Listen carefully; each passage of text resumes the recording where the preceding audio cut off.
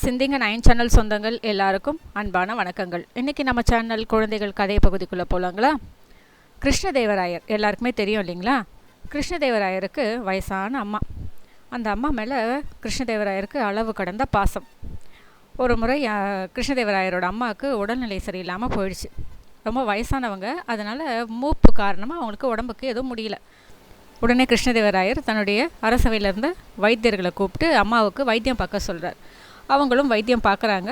ஆனால் அந்த அம்மாவுக்கு வைத்தியம் பார்க்குற அந்த காலகட்டம் தாண்டி போயிடுச்சு. அம்மா இன்னும் கொஞ்ச நாள் தான் உயிரோடு இருப்பாங்க அப்படின்னு சொல்லிட்டாங்க. இந்த ஒரு விஷயம் கிருஷ்ணதேவராயருக்கு ரொம்ப மன வருத்தமாக இருக்குது. ஆனாலும் அம்மா கிட்ட ரொம்ப அன்பாக நடந்துக்கிறார், பாசமாக பேசுகிறார்.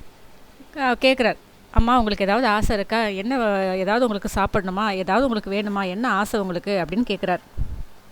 அப்போது கிருஷ்ணதேவராயரோட அந்த அம்மா என்ன சொல்கிறாங்க, எனக்கு மாங்கனி சாப்பிட்ணுன்னு ஆசையாக இருக்குது, அதாவது மாம்பழம் சாப்பிட்ணுன்னு ஆசையாக இருக்குதுன்னு சொல்கிறாங்க. கிருஷ்ணதேவராயரும் மாம்பழம் வாங்கிறதுக்கு ஏற்பாடு பண்ணுறார். ஆனால் அந்த காலகட்டம் மாம்பழத்துக்குரிய காலகட்டம் கிடையாது, அதாவது சீசன் கிடையாது. அதனால் மாம்பழம் அவருக்கு கிடைக்கல. அப்புறம் ரொம்ப தேடி கண்டுபிடிச்சி மாம்பழம் கிடைக்கிது. அந்த மாம்பழம் எடுத்துகிட்டு வரத்துக்குள்ளே அந்த அம்மா இறந்து போயிடுறாங்க. அதாவது கிருஷ்ணதேவராயருடைய அம்மா இறந்து போயிட்டாங்க. இந்த ஒரு விஷயம் கிருஷ்ணதேவராயருக்கு ரொம்ப மன வருத்தமாக இருக்குது. அம்மா ஆசைப்பட்டு கடைசியாக கேட்டது மாம்பழம், அதை கூட அவங்களால சாப்பிட முடியல. அந்த அளவுக்கு நான் ரொம்ப தாமதமாக வாங்கிட்டு வந்துட்டேனே அப்படின்னு ரொம்ப வருத்தப்படுறார். இந்த வருத்தம் அவருக்கு பல நாளாக தொடருது. உடனே அரசவையில் இருக்கிற ஜோதிடர்களை கூப்பிட்டு இந்த ஒரு மன வருத்தம் நீங்கிறதுக்கு என்ன செய்யணும் அப்படின்னு கேட்குறார். அப்போது அந்த ஜோதிடர்கள் இதுதான் சந்தர்ப்பம் அப்படின்னு ரொம்ப பேராசை பிடிச்சவங்க. அதனால் என்ன பண்ணிட்டாங்க, உங்கள் அம்மா கடைசியாக ஆசைப்பட்டது மாம்பழம் சாப்பிடணும்னு ஆசைப்பட்டாங்க. ஆனால் அவங்களால அது சாப்பிட முடியல. அதற்கு பதிலாக 108 மாம்பழங்கள், அதாவது தங்கத்தால் செய்யப்பட்ட 108 மாம்பழங்களை எங்களை மாதிரி புரோகிதர்களுக்கு நீங்கள் தானமாக கொடுத்தீங்க அப்படின்னா உங்கள் அம்மாவினுடைய ஆத்மா சாந்தி அடையும் அப்படின்னு சொல்கிறாங்க.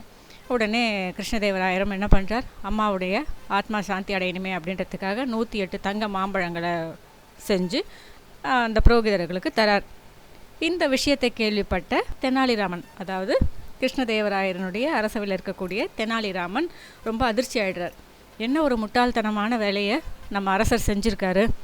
அம்மா தவறி போயிட்டாங்க, அதற்காக அம்மாவுக்காக 108 தங்க மாங்கனிகளை இந்த ஜோதிடர்களுக்கு தரணுமா? இது என்ன ஒரு அநியாயம் அப்படின்னு சொல்லிட்டு அவர் ரொம்ப மன வருத்தம் அடைகிறார். நம்ம மகாராஜாவுக்கு சின்ன சின்ன விஷயங்கள் கூட தெரிய மாட்டேங்குது அப்படின்னு சொல்லிட்டு அவர் என்ன பண்ணுறாரு, அந்த ஜோதிடர்களுக்கு ஒரு சரியான பாடத்தை புகட்டணும்.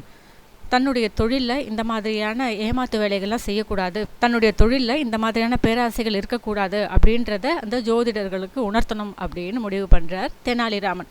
உடனே என்ன பண்ணுறார், இந்த ஜோதிடர்களை எல்லாம் கூப்பிட்டு என்னுடைய அம்மா கடைசியாக ஒரு விஷயத்த ஆசைப்பட்டாங்க, அதை செய்ய முடியல, அதற்காக உங்களுக்கு நான் அதை செய்யணும்னு நினைக்கிறேன் அப்படின்னு சொல்கிறார்.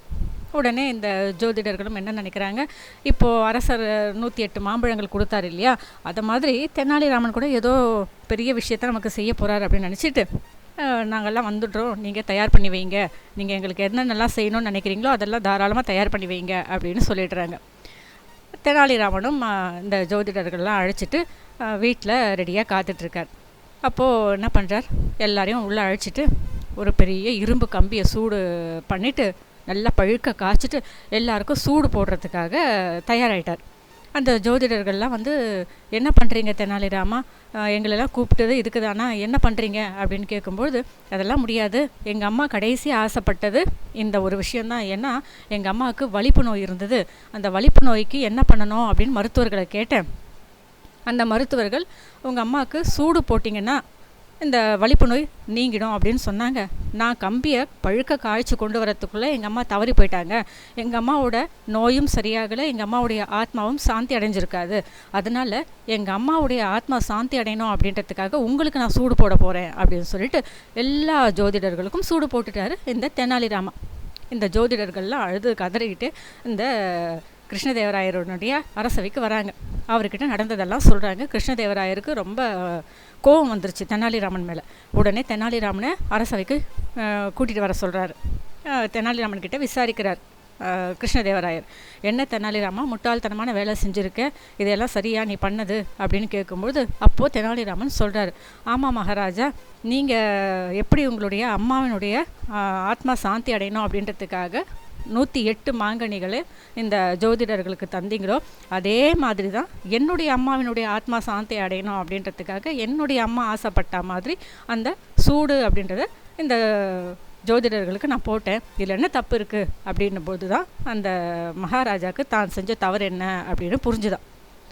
அதற்கு பிறகு அந்த ஜோதிடர்களுக்கு அறிவுரைப்படுத்தி யார்கிட்டையும் எந்த ஒரு எதிர்பார்ப்பும் இல்லாமல் உங்களுடைய கடமைகளை மட்டும் நீங்கள் செய்யணும், மகாராஜாவாகிய என்னையே நீங்கள் ஏமாற்றிருக்கீங்க அப்படின்றத உணர்த்தி அந்த ஜோதிடர்களுக்கு அறிவுரை சொல்லி அதற்கு பிறகு அரசவையில் தொடர்ந்து வேலை பார்க்கறதுக்கு வாய்ப்பு கொடுத்தாராம்.